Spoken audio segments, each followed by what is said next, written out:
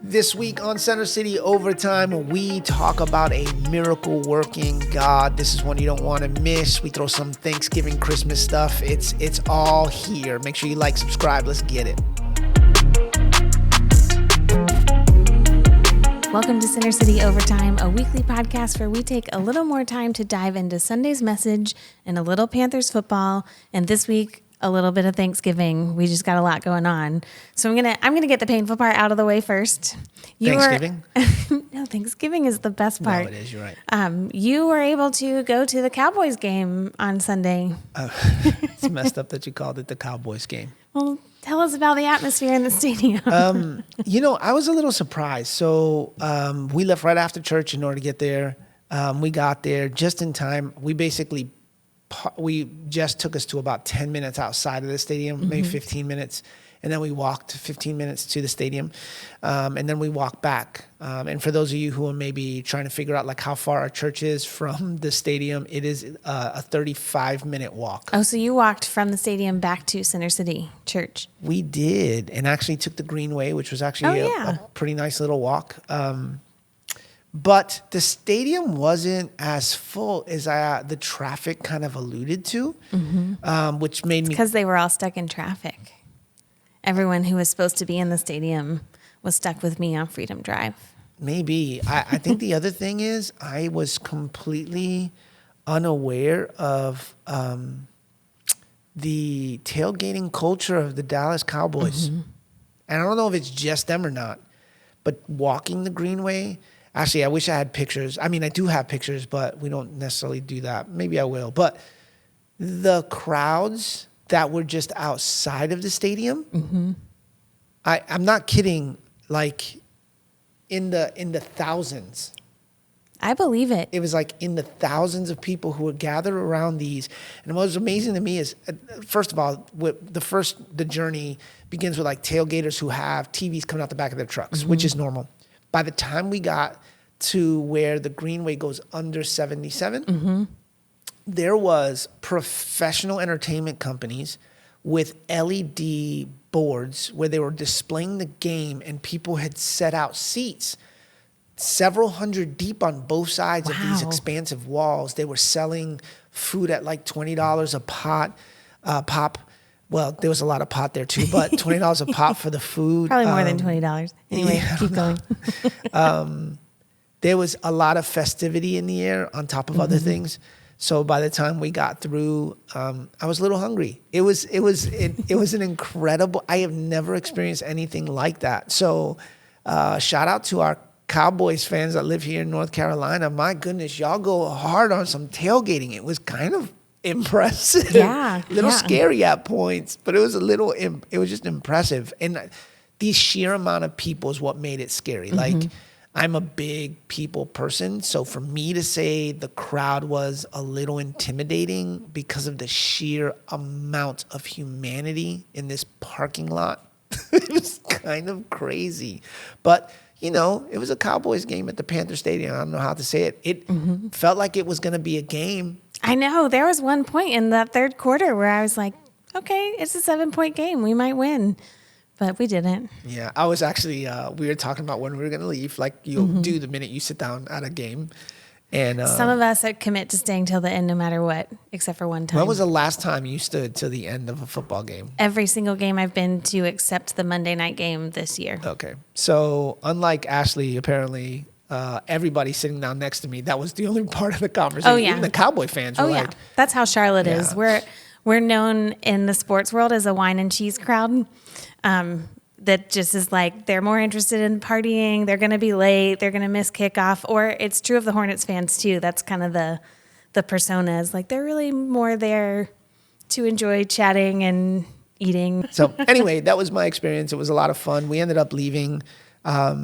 right towards the fourth quarter to beat the traffic. We knew we had a walk, which was a longer walk than I thought it was going to be, but it was all right, good conversations. But as we were getting into the third quarter, I'm like, all right, or the fourth quarter, we were like down by 8 touchdowns, and then we were down by 2 touchdowns. I'm like, oh, this will be great. Then he threw a pick, and we were down by 3 touchdowns. Like, okay, we can probably make our way to the exit. Yeah, you and probably everyone else. Yeah. It was. Yeah. Well, that's what it is to be a Panthers fan, but I'm impressed. You left here wearing a Panthers sweatshirt, so I'm assuming that you continued to rep the team the whole game. And Oh my gosh, I was sitting in hostile territory too. well, that's because almost everyone I know sold their tickets because you could make back about half of a whole season ticket purchase on selling this one game's tickets for people to not go in and stay out at their tailgate. But, that's okay. Yeah.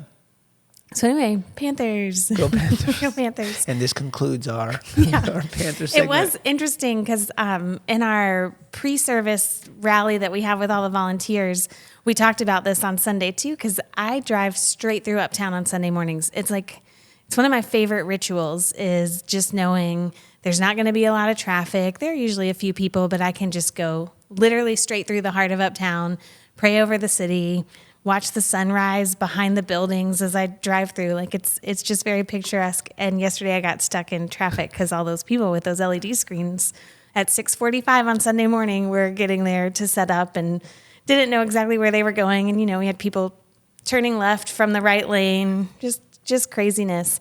But I was so struck by, I've still been thinking about it, that atmosphere of, technically it's enemy territory. I mean, it was basically a home game for the Cowboys, but technically they were in Carolina, and they just had this festive attitude of we're going to have fun, we're going to feast. So I brought it in and I was like, I want to have the same kind of spirit of what it looks like to be people who love Jesus in the world. So at least I'm thankful for that. Well, what you failed was you called it the Cowboy Spirit, and we have some Eagles fans. Oh, yeah. They tuned out. I had to have a separate conversation afterwards where I apologized to Tom. But then Ernie tried to make a case that because I used the Bible talks about Eagles and not about Cowboys. So, there's my peace offering. And then Ernie was like, well, technically, I think the shepherds of that day were really like Cowboys. And he tried to throw fuel on the fire, but we're all good. Gotta love it. Yeah, Center City, where people come together across dividing lines. That's right. Eagles fans and Panthers fans and Cowboy spirit. A lot of Browns fans, too. We do have a lot of Browns fans. Kind of crazy. Yeah, people who, as a Panthers fan, I have respect for Browns fans because they know. Long suffering. Yeah. Yeah. But it's also Thanksgiving week this week.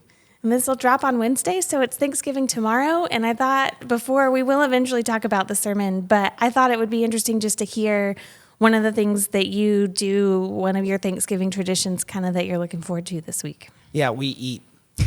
That's what we do, and it's a lot of fun, and it's good food. So Is it I'm like excited. Turkey and mashed potatoes? And So the Hispanic culture, the Puerto Rican culture is, it's funny because we do our traditional foods we use for everything. Mm-hmm. So it's Christmas, you're going to get pork, rice, and beans.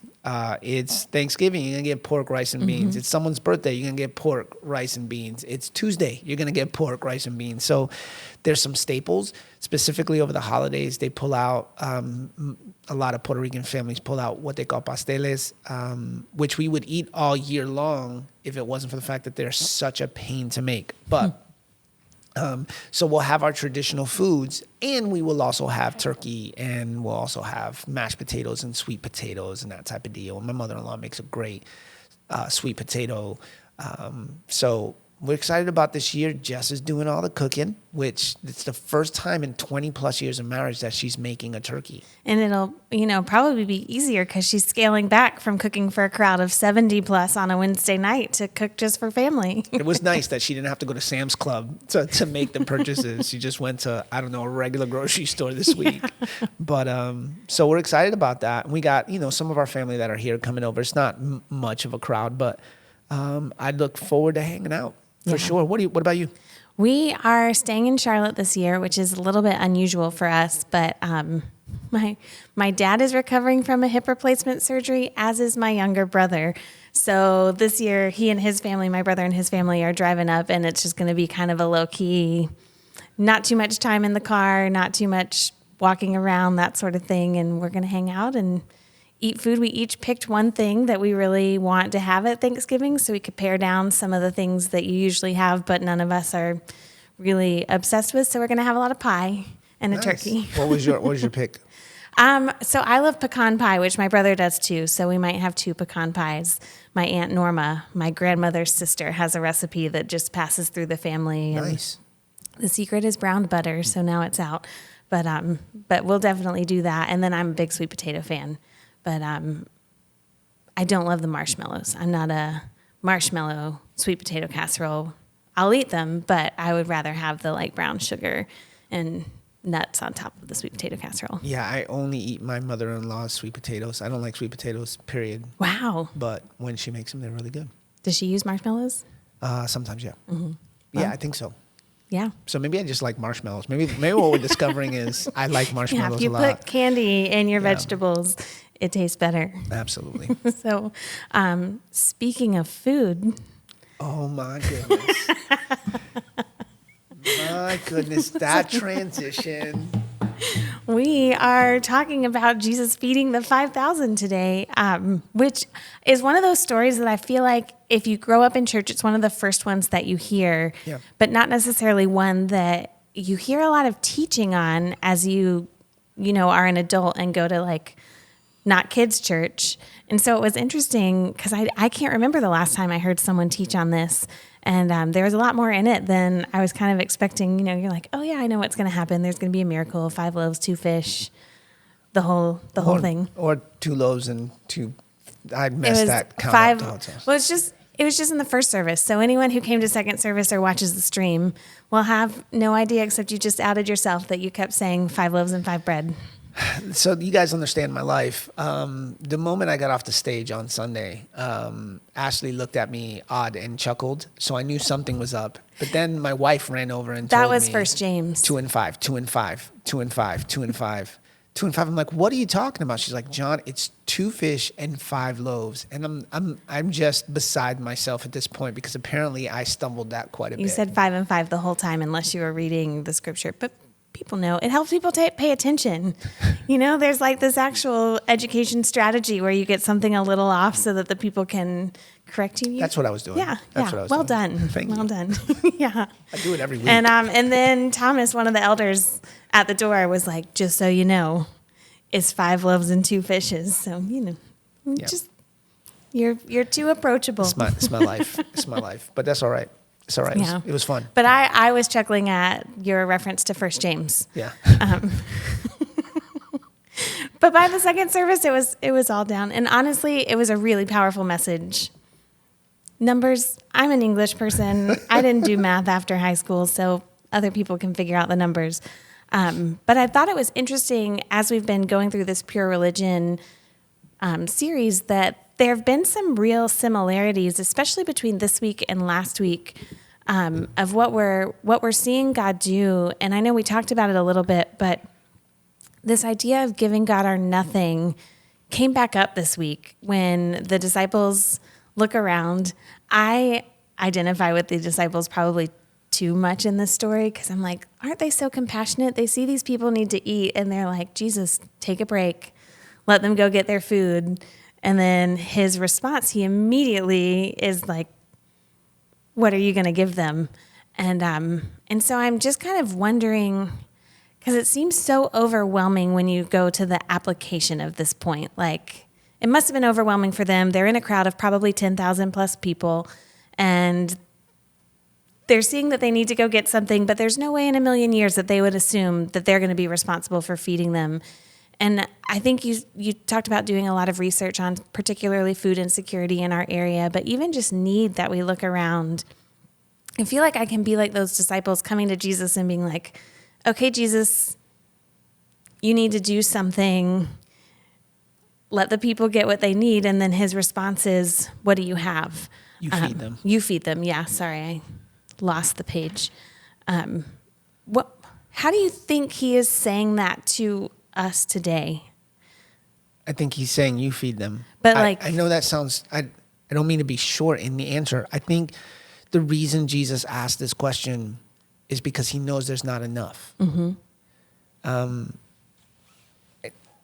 There's kind of two running thoughts through this whole passage. I think Jesus is first saying, what are you willing to give me, right? What are you willing to put in my hands? And then also, even when you recognize and are willing to give me everything, there's this understanding that it's still not enough. So I think between this constant push of the Spirit that's saying, put your nothing into my hands, right? Like, give me what you have, give sacrificially, make sure you're living in this place of generosity, but also know that you're fully dependent on me, like they're dependent on me. There's no Jesus, there's no food. And I would honestly say in this particular case, it's not even really their generosity. Like, they're It's not their the ones obedience. saying, No, let me run absolutely. back and see what I have in my kitchen at home. They're just trying to find what is available there. It's not actually anything that was theirs that they're giving up. Well, you did use the word compassionate. And I think sometimes, because when I read that, I think there is to some degree maybe a sense of compassion. I think there may even be a sense of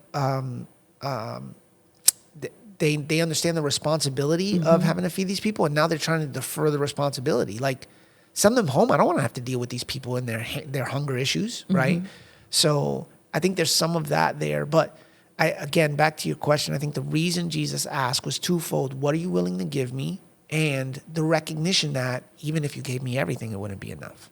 Yeah, that's good. And I love that he doesn't let them say, we don't have enough. Like, he's so specific in his question. And I don't know why I can't. Oh, so he says, you feed them. And they say, with what? And then he says, how much bread do you have?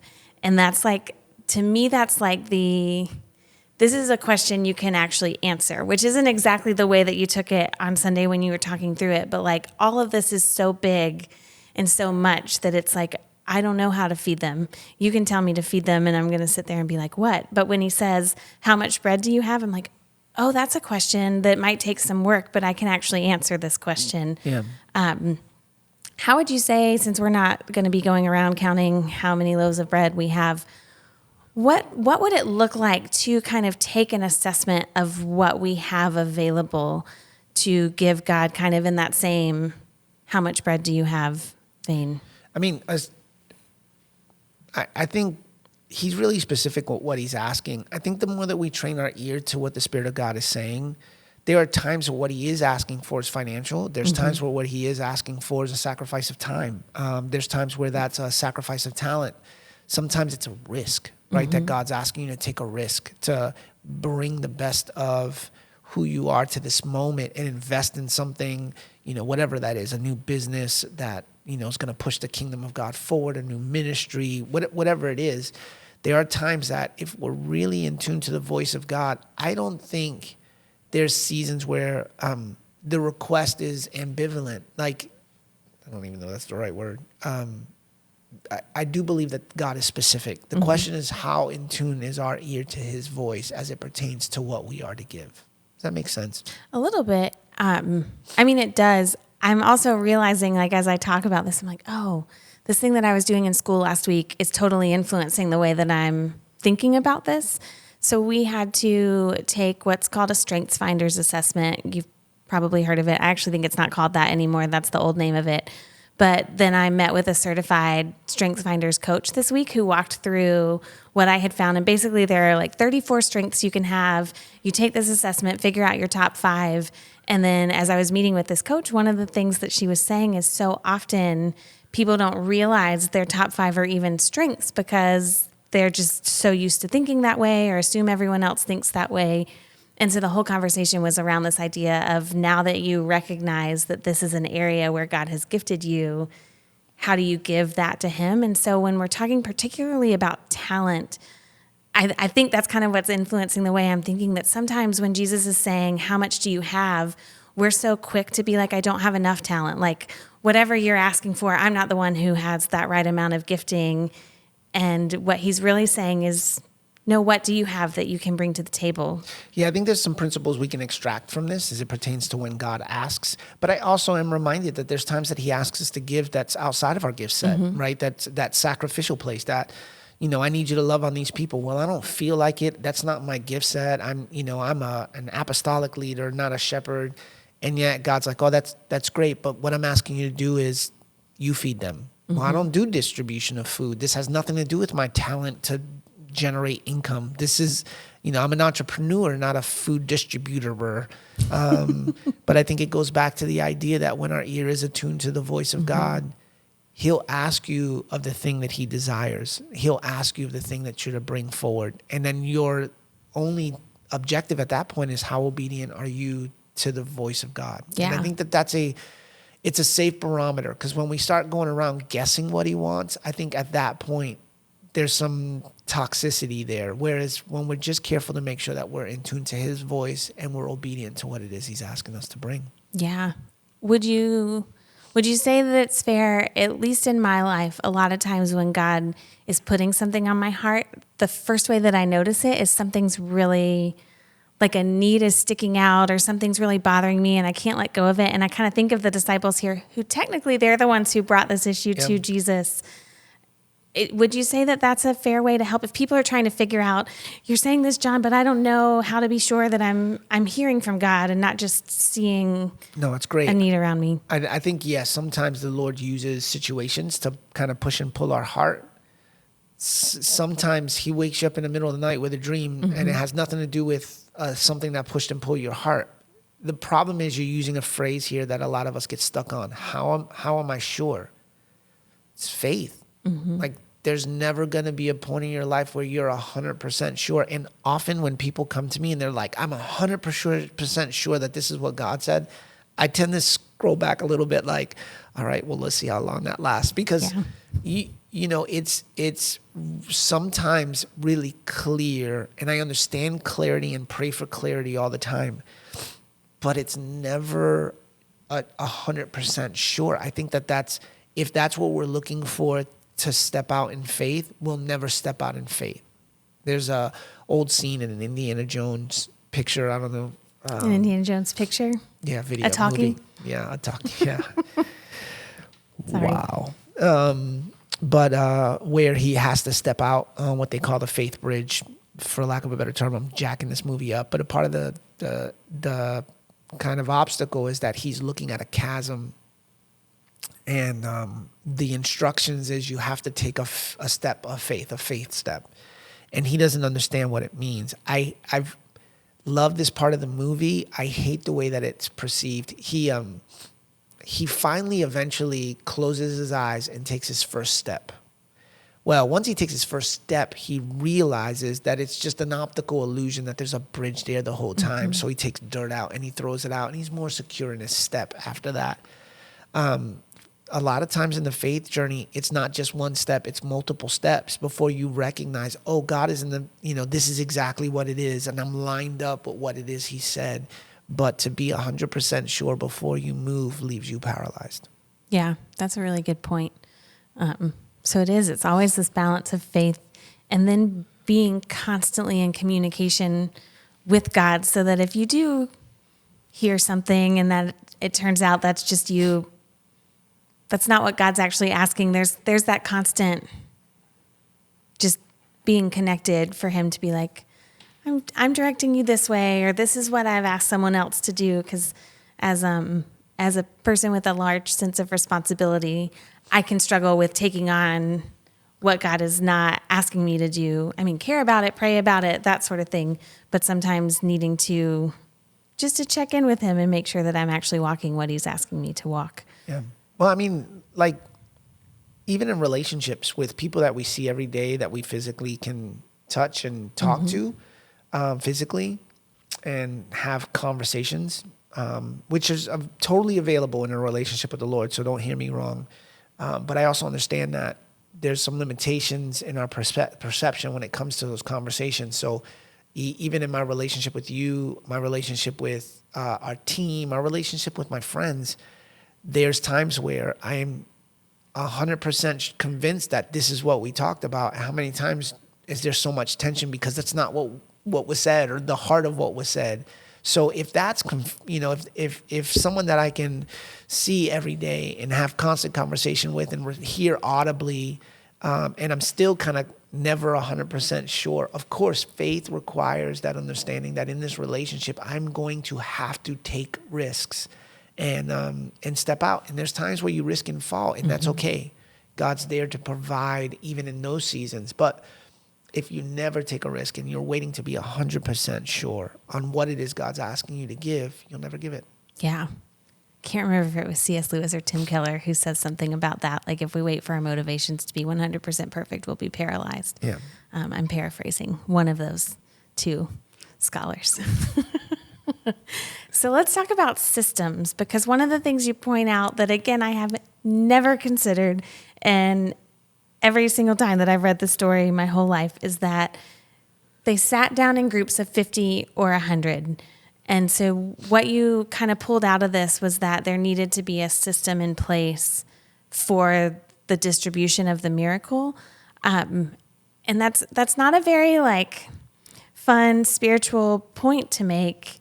And yet we do see it biblically here. So you shared a story about the early church in Acts, and I'm wondering if you could just kind of summarize that story for us. So Acts chapter 6, we see the disciples dealing, or the apostles dealing with, I always get those two phrases messed up, but you see the apostles dealing with the expansive growth of the church. And one of the things that they did as a church is they brought all their means together and they would distribute food. And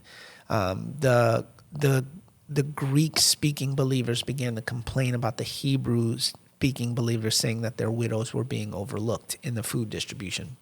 So you see discrimination, and you actually see that phrase being used in the passage, that they were being discriminated against. Mm-hmm. And, again, we have this romantic sense of the early church, and yet we lose sight of the fact that they're human, right? The phrase that I used was, the church has never been a collection of perfect people. We're just a collection of people pursuing the perfected one. And when we get to that sense that, we're going to find this church where there's no discrimination and everybody is pure in thought and motive, and it's just not practical. But you see that happening in the early church, and it was about this distribution of food. So what the apostles decide to do is they seek the Lord and basically tell the people, we need men who are going to be responsible for the distribution of food. They use this word that it's kind of the first time we see the idea of ministry being formed, mm-hmm. and the appointment to ministry is a phrase that later on they use when in conversation about elders in the church. So we see really the first church ministry being developed, and it was around the distribution of food so that they could find they could create a fair system for the distribution of the food. And I think often when in Pentecostal circles growing up my whole life, we seek out miracles. And I have no problems with miracles. I just feel like what we see in Scripture is order. Mm-hmm. And when there's chaos in a lot of ways, there are just, all cards on the table, what I've seen a lot of my life. And I know that that doesn't mean that everybody gets this wrong. So hear me. We expect a miracle to happen without the structure to steward that miracle. Mm-hmm. When we step in as a church community and pool our resources together, like the fact that we can care for those in our community that are hurting, that's miraculous. Mm-hmm. So clear systems that are fair are necessary for the stewardship of what God is doing.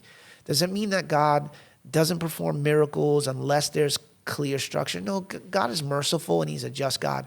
But I do think that within the context of the church, it's our responsibility, specifically within the context of pastoral ministry, to make sure that our T's are crossed and our I's are dotted, in order so that there are systems that are fair in the distribution of the blessing that the Lord brings into the house, the miracles that the Lord brings in the house.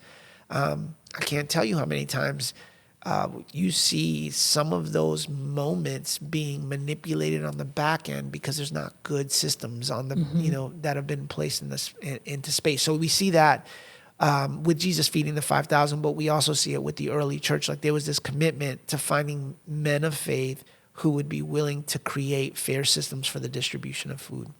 What would you say to someone who struggles with this idea that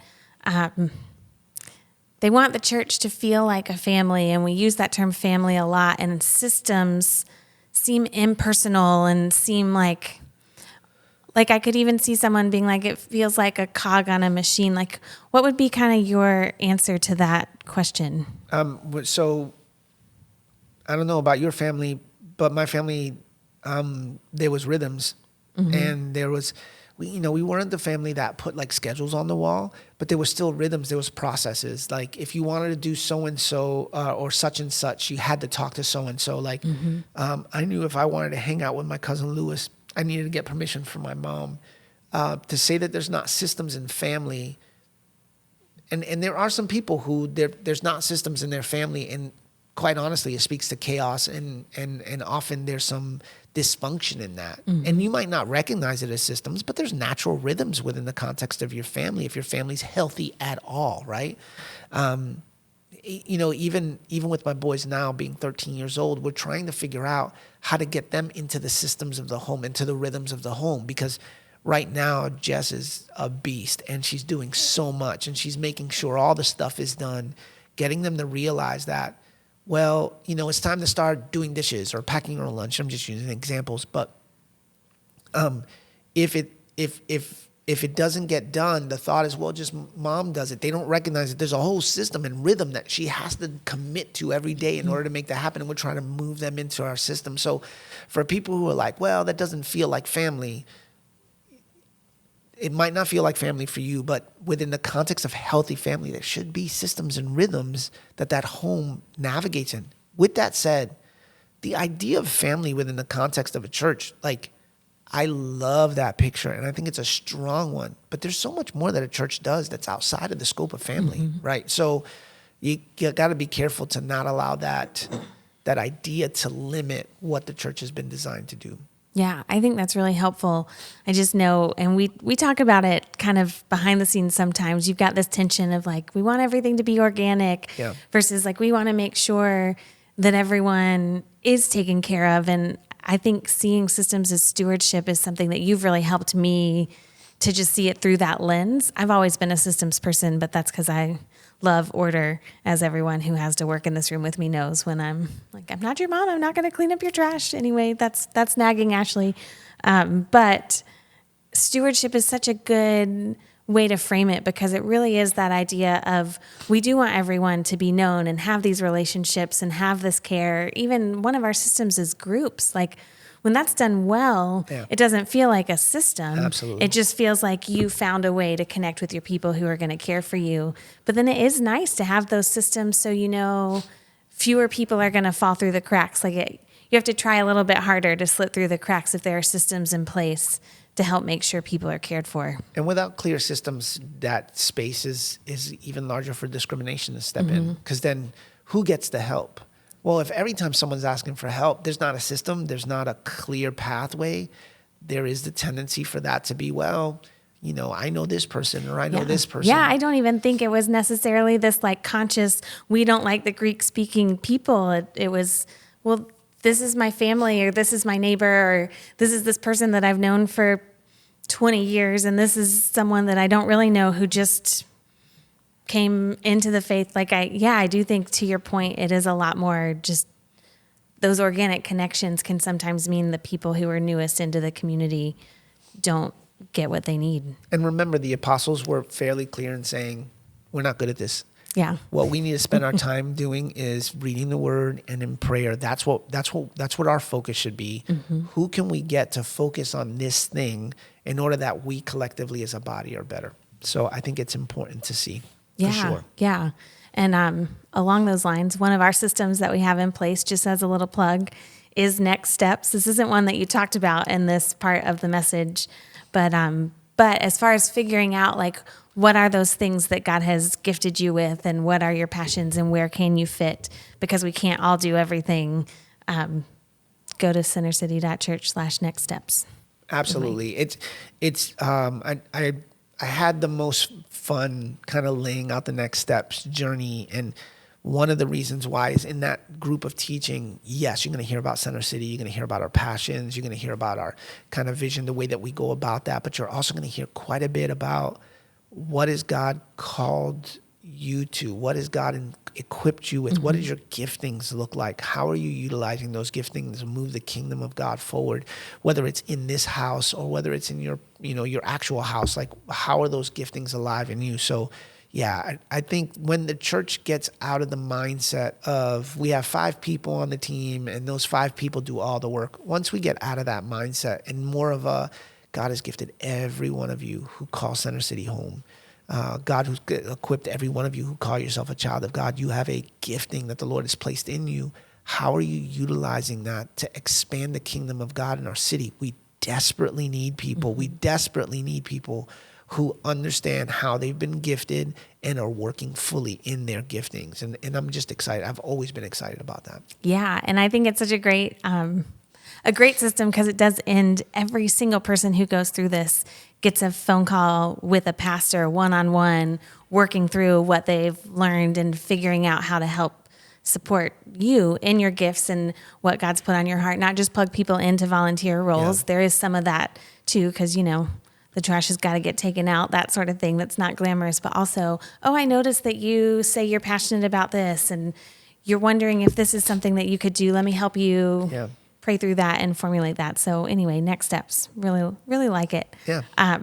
So what we've seen up to this point is the disciples have gone and found what there is available to offer, even though it probably feels comical to say 5 breads and 5 loaves. Yeah, 5 breads and 5 loaves. Yep. I did end up eating lox toast for lunch on Sunday.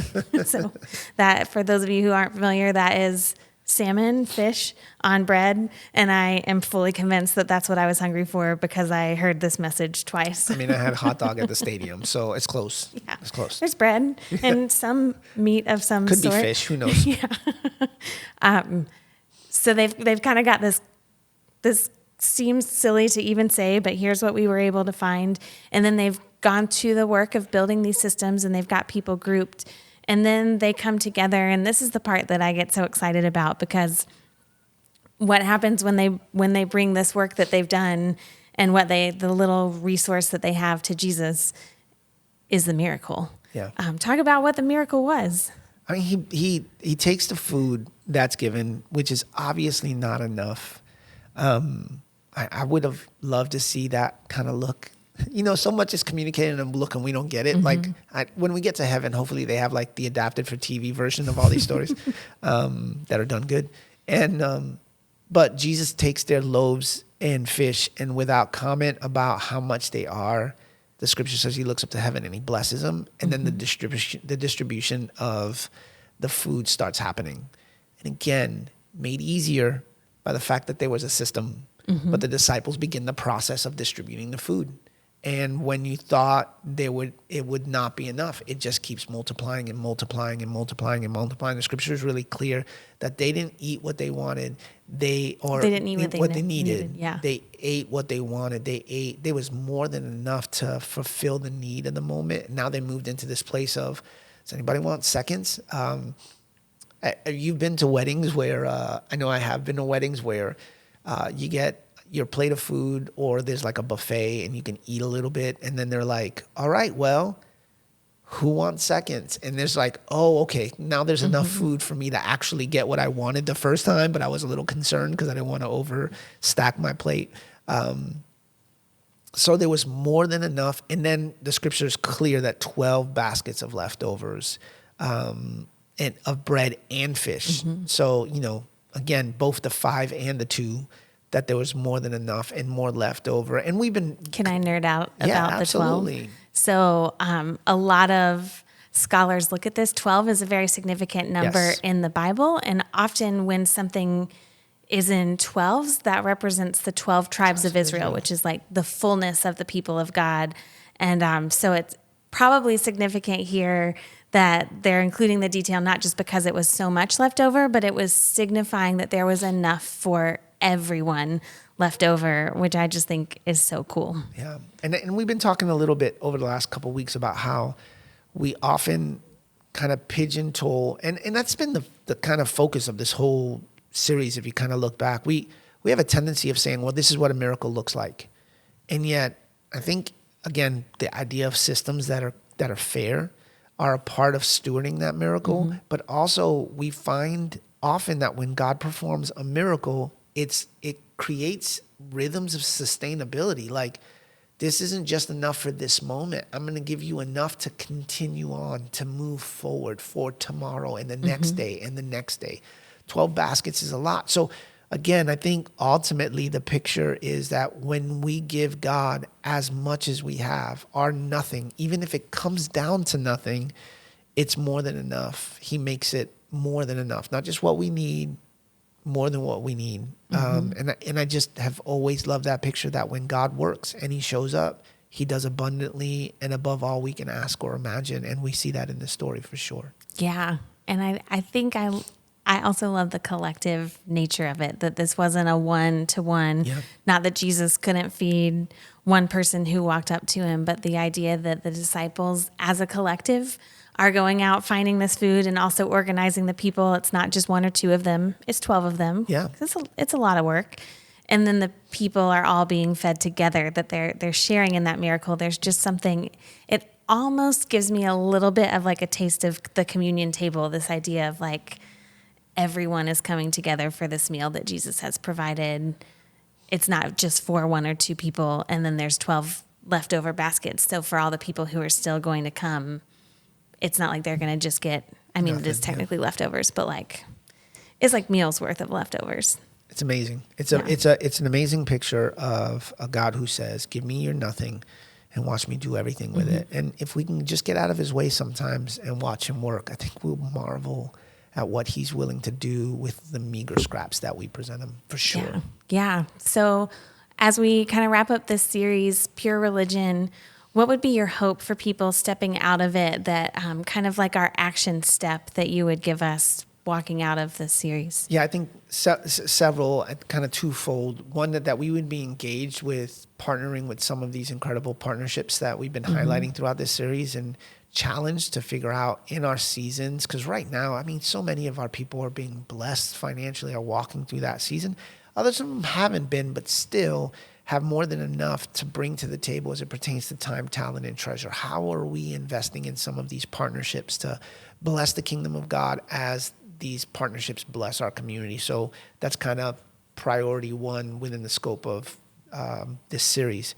But then the second is that we would be reminded that, you know, the heart of God is to show up and showcase his love and hope and purpose in our seasons of brokenness. So for us individually, that we would always be reminded that there's a God who still desires and will still work on our behalf, that does the miraculous on our behalf. We don't serve a God who doesn't do miracles. Like, that's such a stiff idea of what we, like, he's the everlasting Father. He is the same God yesterday, today, and forever, the same God of Scripture. And he's still looking to do miracles today in order to create those sustainable rhythms in your life.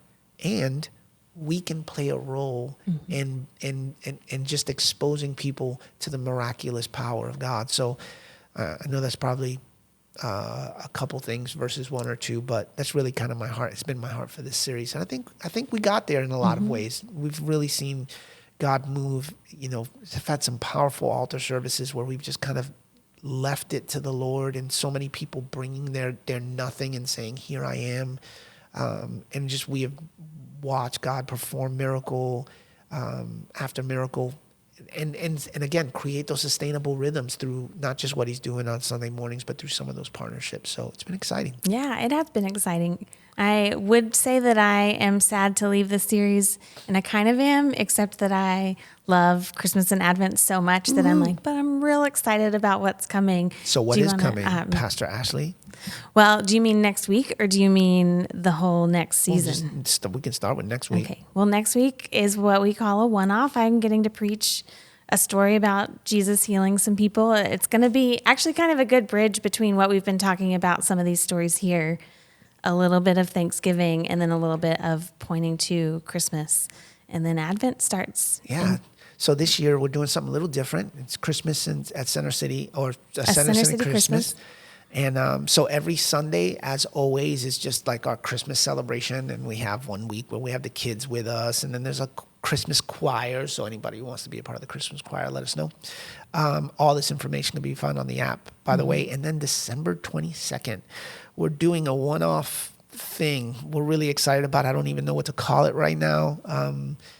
Experience. I don't know what else to say. No, There's so many details about this that are still kind of in the works, but we'll let you know as soon as we get some finalizations, which hopefully will be this week. It's going to be an exciting Christmas. And I think it's safe to say a Christmas like we've never experienced before. So absolutely. We're really looking forward to it. The team has been working for months now on this, so we can't wait. It's going to be a great Christmas for sure. In Advent, I didn't even talk about the Advent journals or the Advent journey and all that stuff that you've been working on. So I'm excited about that all. Yeah, there's lots to come. So enjoy Thanksgiving.